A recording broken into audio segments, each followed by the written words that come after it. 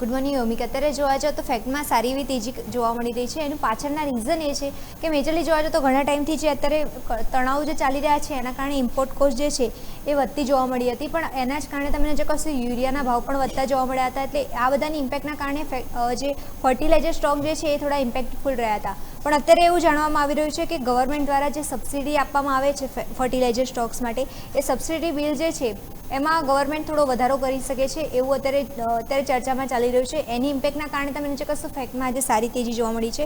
FY 2027માં જે fertiliser subsidy bill જે છે એ વધી શકે છે, અને એમાં પણ તમે જે કશો તો 2027માં છેલ્લા 5 વર્ષની જે કમ્પેર છે એના કમ્પેરમાં અત્યારે જોવા જાઓ તો 58% સબસિડી બજેટમાં ફાળવી શકાય છે એવું મીન્સ કે અત્યારે ચર્ચામાં ચાલી રહ્યું છે. અગર સબસિડી આપવામાં આવશે ગવર્મેન્ટ દ્વારા તો કંપનીઝને મોટો ફાયદો થતો જોવા મળી શકે છે, કારણ કે કોસ્ટની જો પ્રેશર પડી રહ્યું છે એને ઘટાડો થતો હોય અને કંપની જે સપ્લાય ચેન જે છે એ સરભર સારી અહીંયાથી જ થતી જોવા મળી શકે છે.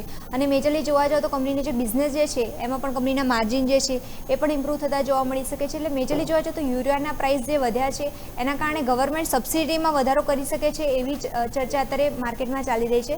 અને એના જ ભાગરૂપે તમે નજર કરશો તો આજે ફેક્ટમાં સારી એવી તેજી સાથે કારોબાર જોવા મળી છે. ઓકે, તો આ બધા કારણ છે કે જેના કારણે આપણને એક સરસ તેજી જોવા મળી રહી છે. મિરલ, ખૂબ ખૂબ